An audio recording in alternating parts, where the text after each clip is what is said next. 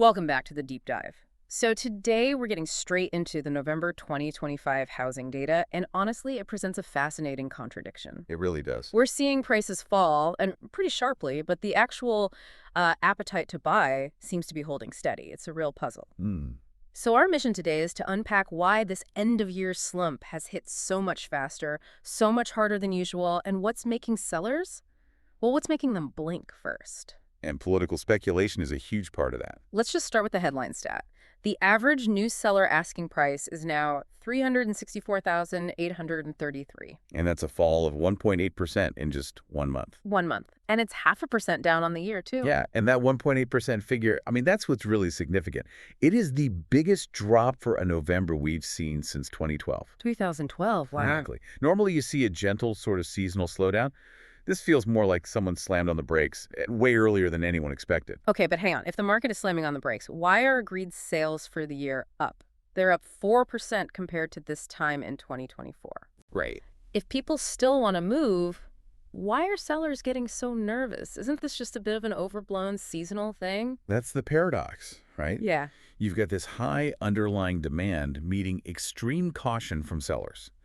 And they're giving ground for really two main reasons. Okay. First is just pure inventory.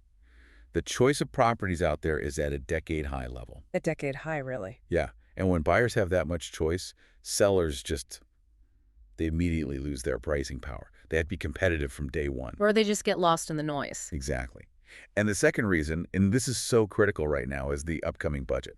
It's become this huge, paralyzing distraction. A wait-and-see approach. Completely. No one wants to commit to a huge purchase today and then find out there's a new stamp duty or capital gains tax hitting them tomorrow. So it's not a fundamental economic problem. It's more of a confidence crisis driven by Westminster. That's a great way to put it. And the data shows that uncertainty is hitting the top end of the market the hardest, doesn't it? Oh, absolutely. Look at homes over £2 million. The ones that always get linked to those mansion tax rumors? Yes. Sales agreed on those are down a staggering 13% year on year. Buyers are just sitting on their hands. And it trickles down from there. It does. Even that mid to upper bracket, say £500,000 to $2 million, those sales are down 8%. It's all part of the same caution. And it creates a definitive buyer's market. You can see that in the discount numbers. I mean, 34% of homes on the market right now have had their asking price cut. Which is the highest that figure has been since February. So we're seeing real, tangible discounts. And they're not small ones either. The average reduction is 7%. That is a huge chunk of money back in a buyer's pocket. It proves sellers are chasing the market down. Okay, so that's the national picture. But as always, it all comes down to location, location, location. How does this break down regionally? It varies pretty widely. So all regions saw prices fall month on month, but the annual picture is different.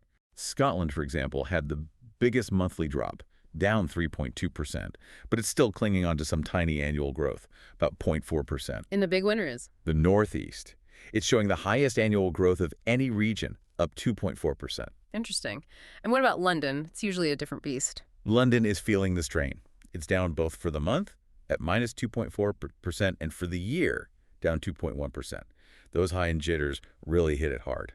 Okay, let's switch gears to financing because this is where the opportunity lies for you if you're a determined buyer. The average 2-year fixed mortgage rate is now 4.41%. Just a year ago, that was over 5% at 5.06%. That's a big difference. And even though the base rate was held this month, the market is already pricing in a potential 0.25% cut in December. So lenders are getting ahead of the curve. They have to. They're competing aggressively right now to hit their end-of-year lending targets. They're throwing out these headline-grabbing, cheap rates to get people through the door. So wrapping this all up, the key takeaway here is that the market is being driven by seller caution and buyer hesitation. Purely because of that political uncertainty. Which means this mix of high choice and price pressure.